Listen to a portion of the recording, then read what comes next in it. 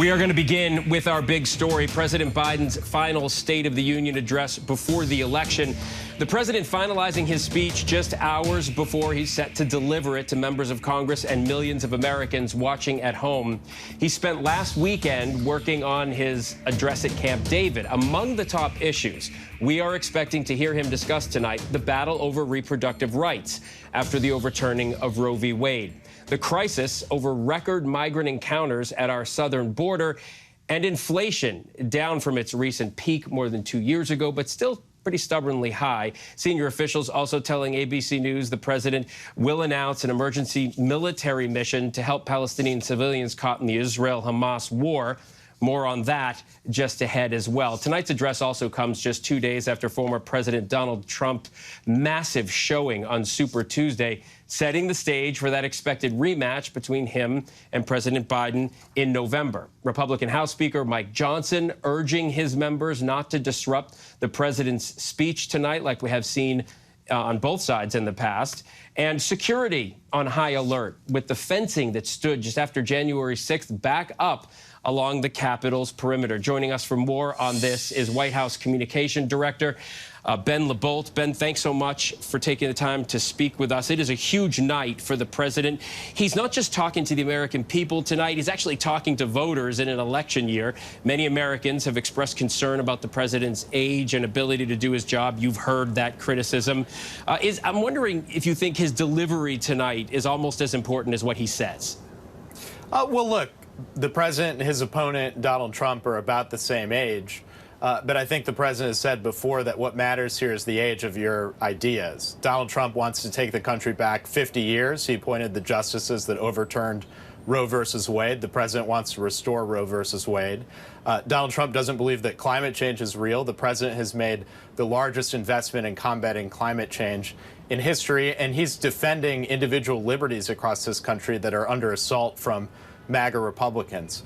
The president, I think, does his job here every day incredibly effectively. He's passed historic legislation through a difficult Congress that's allowed him to create 15 million jobs under this administration, more than any president in history. Inflation has come down more in the United States than any country in the world, down by 2/3 last summer. Wages are rising. And so the American people tonight will have the opportunity to hear from the president about how far we've come since the pandemic over the past few years, how we've gotten to the strongest economic recovery in the world, but also, if he has the privilege of serving a second term, where he'll take the country, which is to continue to focus on lowering costs for the American people. Yeah, and Ben, I want to touch on that a little bit. The administration has had some big wins so far. The American Rescue Plan, bipartisan infrastructure legislation, yet still many Americans say they're just not feeling it sort of on Main Street, and their financial situation is not better today, or at least they don't see it that way as it was 3 years ago. What can the president do tonight specifically to highlight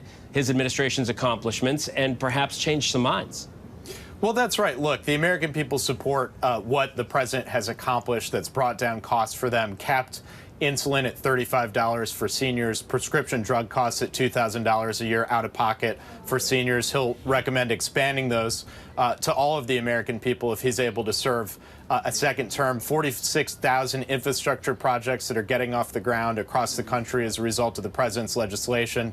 One in most communities in America, things like affordable broadband and the end of lead pipes in homes across the country. But they're not yet connecting all of those things to President Biden. And so he'll have the chance to make clear what he's done on their behalf tonight. But we also see consumer confidence numbers are rising.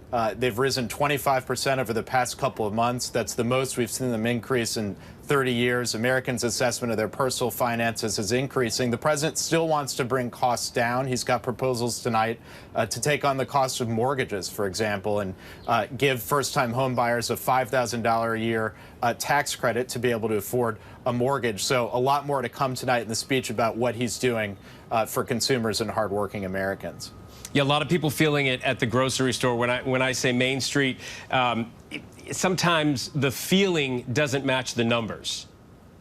Well, look, I think one of the president's proposals he announced earlier this week, he'll talk more about it tonight, is a strike force for corporations that are still gouging consumers after the pandemic and the supply chain crisis. has ended, and the president has called out greedflation and shrinkflation. He's heard from seen a number of food manufacturers that are actually shrinking the size of their packaging and product and then charging the same price for it.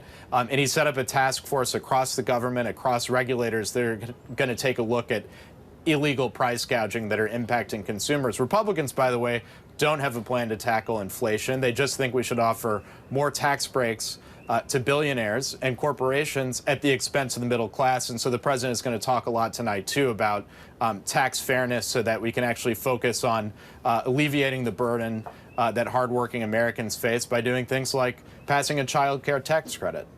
No doubt he'll be talking about Israel and Gaza. The president has seen some significant pushback within his own party on his handling of the war in Gaza. The call for a ceasefire grows as Hamas is still holding Israeli hostages. What is the latest on a potential deal between Israel and Hamas? And I'm sure the president would have loved to have announced a deal like that tonight, but that's not going to happen. Well, look, the president has been working every hour to get to a deal that will get hostages out of Gaza, will get humanitarian assistance into Gaza, and that will put in place a temporary ceasefire for at least 6 weeks that you could build upon over time. Not enough humanitarian assistance has been getting into Gaza. The president has worked with the Israelis to open up land routes. Last week, he announced with the Jordanians airdrops to get humanitarian assistance in for Palestinian civilians that have nothing to do with Hamas. And tonight, part of the speech is the president will be announcing a maritime corridor that can get ships in with much more additional humanitarian aid to Gaza, since ships can carry so much more than trucks can. Ben, just before I let you go, we've been hearing a lot about that today. Do you have any kind of estimate on how long something like that takes to set up? Look, I think this is going to happen fairly immediately. The president and the administration are working with the Cypriots to allow this to happen. The president's had a team in the region for the past couple of weeks setting all of this up, so we think we'll be able to move fairly quickly on it. All right, Ben LeBolt from the White House. Ben, thanks so much. Thank you for having me. All right, now let's bring in the big story, or bring the big story to our panel, I should say. Joining us today, ABC News contributor and SiriusXM radio host Mike Muse, former Republican congressman from New York, John Katko, Democratic strategist Valencia Johnson, and ABC News contributor and op-ed columnist for the Los Angeles Times, LZ Granderson. Guys, good to see you. John, let's begin with you. When President Biden ran in 2020, he was sort of seen as one of the more centrist candidates at the time. Is tonight a good opportunity for him to reach out to those Nikki Haley supporters, the moderate Republicans, and see if he can bring some of them over to his side?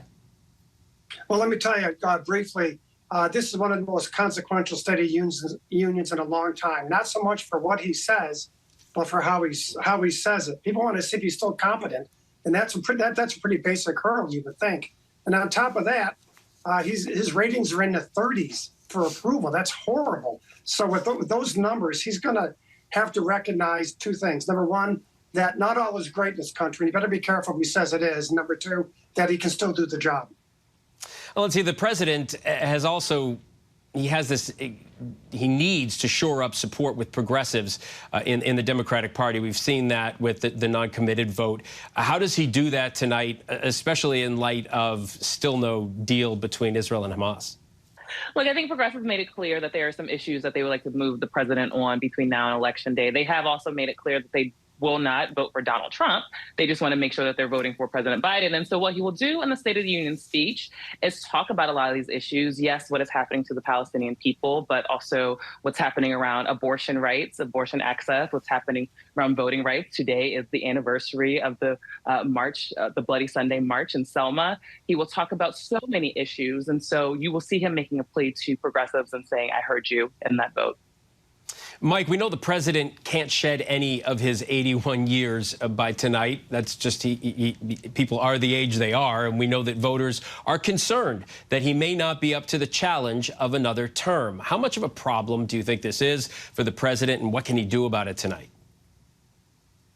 I think he has to address it head on. And I think he knows that that's the elephant in the room. So I think it'll be wise of him to bring it up to the forefront, but also to frame it in the narrative of former President Donald Trump. They're roughly just 3 years apart. And so I think he has to bring that into the conversation too as well. The main thing I'm interested in looking at in terms of how does he frame the Israel-Hamas conflict, that is going to be at the forefront of a lot of Americans' mind. And I think today will give opportunity for him to explain that. And LZ, I'm going to give you the big picture, 35,000 square foot view question. What do you think the president's most difficult job in the entire speech will be tonight? Convincing the American people that the economy is doing well. You know, what's been happening really is with inflation has been shadowed by price gouging. And while he can address inflation, he can't do anything directly to inflate the price gouging. And so he's got to convince the American people that the economy is actually doing a lot better than how they're feeling, and to point the blame where it belongs, with the price gouging. Yeah, it's a tall order. He's got a lot to do in that speech tonight. The president always does, but tonight seems extra consequential. Mike, John, Alencia, LZ, thank you all very much.